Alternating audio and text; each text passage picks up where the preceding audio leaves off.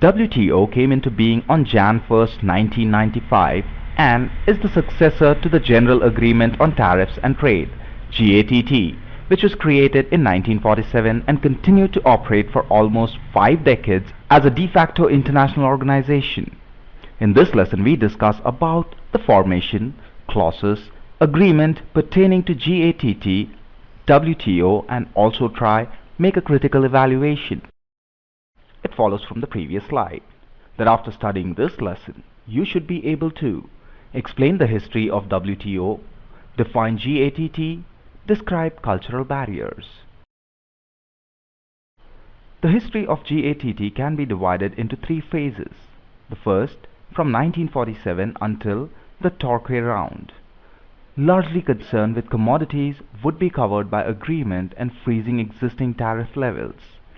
A second phase encompassing 3 rounds, from 1959 to 1979, focused on reducing tariffs. The third phase, consisting only of the Uruguay round from 1986 to 1994, extended the agreement fully to new areas such as intellectual property, services, capital, and agriculture. Out of this round, the WTO was born. The World Trade Organization deals with the rules of trade between nations at a near global level. It is responsible for negotiating and implementing new trade agreements and is in charge of policing member countries' adherence to all the WTO agreements, signed by the bulk of the world's trading nations and ratified in their parliaments. Most of the WTO's current work comes from 1986 to 1994 negotiation called the Uruguay Round, an earlier negotiation under the GATT. Its main mission is to ensure that trade flows as smoothly, predictably, and freely as possible. Among the various functions of WTO, these are regarded by analysts as the most important. It oversees implementation, administration, and operation of the covered agreement. It provides a forum for negotiation and for settling disputes. The first principle of WTO is non-discrimination. It has 2 major components: the most favored nation or MFN rule and the national treatment policy. The MFN rule requires that a WTO member must apply the same conditions on all trade with other WTO members. The other principles include reciprocity, binding and enforceable commitments, transparency, and safety valves. Under the safety valves principle, in specific circumstances, governments are able to restrict trade. There are 3 types of provisions in this direction, called articles allowing for the use of trade measures to attain non-economical objectives, article aimed at ensuring fair competition, and provisions permitting intervention in trade for economic reasons. The structure of the WTO is dominated by its highest authority, the Ministerial Conference, composed of representatives of all WTO members, which is required to meet at least every 2 years and which can take decisions on all matters under any multilateral trade agreements. The day-to-day work of WTO, however, falls to a number of subsidiary bodies. Principally, the General Council, also composed of all WTO members, which is required to report to the Ministerial Conference. As well as conducting its regular work on behalf of the Ministerial Conference, the General Council convenes in 2 particular forms: as the dispute settlement body to oversee the dispute settlement procedure, and as the trade policy review body to conduct regular reviews of trade policies of individual WTO members. The process of becoming a WTO member is unique to each applicant country, and the terms of accession are dependent upon country's stage of economic development and current trade regime. The process takes about 5 years on average, but it can last more if the country is less than fully committed to the process, or if political issues interfere. As is typical of WTO procedures, all offer of accession is only given once consensus is reached among interested parties. The WTO has 151 members. The 27 states of European Union are represented also as the European communities. WTO members do not have to be fully sovereign nation members. Instead, they must be a customs territory with full autonomy in the conduct of their external commercial relations. A number of non-members have been observers at the WTO and are currently negotiating their membership. With the exception of the Holy See, observers must start accession negotiation within 5 years of becoming observers. Some international intergovernmental organizations are also granted observer status to WTO bodies. 15 states and 2 territories so far have no official interaction with the WTO. The Agreement on Agriculture is an international treaty negotiated during the Uruguay round of the General Agreement on Tariffs and Trades, and entered into force with the establishment of WTO on Jan 1st, 1995. It rests on 3 pillars of domestic support, market access, and export subsidies to agricultural goods. The General Agreement on Trade in Service entered into force in Jan 1995 as a result of Uruguay round of negotiation. The treaty was created to extend the multilateral trading system to service sector. In the same way, General Agreement on Tariffs and Trades (GATT) provides such a system for merchandise trade. In 2003, the United States challenged a number of EU laws restricting the importation of genetically modified organisms (GMO), arguing they are unjustifiable and illegal under SPS agreement in May 2006.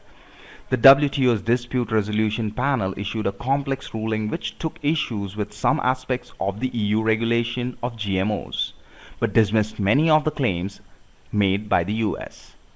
The Agreement on Trade-Related Investment measure applies to investment measure related to trade in goods only. The agreement restrains members from applying any investment measures that is inconsistent with the provisions of national treatment on internal taxation and regulation on general elimination of quantitative restrictions of the GATT 1994. The Agreement on Technical Barriers to Trade, also known as the TBT Agreement, is an international treaty of the World Trade Organization. It was negotiated during the Uruguay round of General Agreement on Tariffs and Trades, and entered into force with the establishment of the WTO at the end of 1994. The main objective is to provide protection to the holders of intellectual property right, which can be claimed by an individual, company, or even people of a geographical location. Criticism of the WTO falls into 2 broad categories. Let us first take the first one. The WTO is very strongly committed to trade liberalization, which means a movement towards free trade both in the reduction and elimination of tariffs and removal of non-tariff barriers. In fact, the first 4 of WTO's principles are explicitly or implicitly about this. This pro-free trade position is firmly grounded in mainstream trade economics, particularly comparative advantage theory, which implies that free trade is an optimal system. Importantly, it is even good for poor, underdeveloped countries, hence the WTO's 5th principle about development. This, however, is controversial. There are some, particularly in development studies and development economics, who are doubtful that free trade and deregulation are in fact good for developing countries, or the best development paradigm. The other main criticism of WTO's philosophies come from environmental circles. It is felt that free trade deregulatory paradigm is detrimental to the environmental protection and preservation. Criticism of WTO practices and or structure focus on democratic or undemocratic nature of the organization. The point tend to separate into 2 related arguments. First, that the structure and personnel of WTO is undemocratic in various ways that lead to developed, richer countries winning out over less developed, poorer countries. Second, that while not actively biased or undemocratic, the WTO facilitates and permits powerful groups to dominate over others. Apart from this, the other main criticism of WTO practices would be that it does not implement its philosophy even-handedly. In particular, free trade arguments are used to open up the markets of third world countries, while the developed world retains all kinds of protectionist measures. In this view, the WTO has been a method of institutionalizing the accumulated advantage of developed countries. Culture is most often viewed as a language or religion of a country. But there is obviously more to culture than these 2 components. As Hofstede's model shows, a successful international business manager must know what cultural matters may affect developing relationships and impact they have financially on business venture. Financial issues are very much affected by language. Negotiations between a buyer and seller include price, delivery dates, shipping methods, and methods of payment. If either party is not completely fluent in the other party's language, misunderstanding may arise which could lead to late payments or no payments at all. How religion plays a barrier can be understood by the example of US and some Islamic nation. In the US, business and religion are interrelated since there is a consideration of both secular and religious holidays in product offering, sales and distribution. What we rarely experience in the US is crossover between business law and religion. Such, however, is not the case all over the world. In countries where Islam is predominant religion, Sharia law is the body of Islamic law which regulates the public and some private aspects of life. The culture of the country may also determine the level of government's involvement that is present in a market. Laws developed based on a society and its religion will ultimately impact the business law structure of the country as well.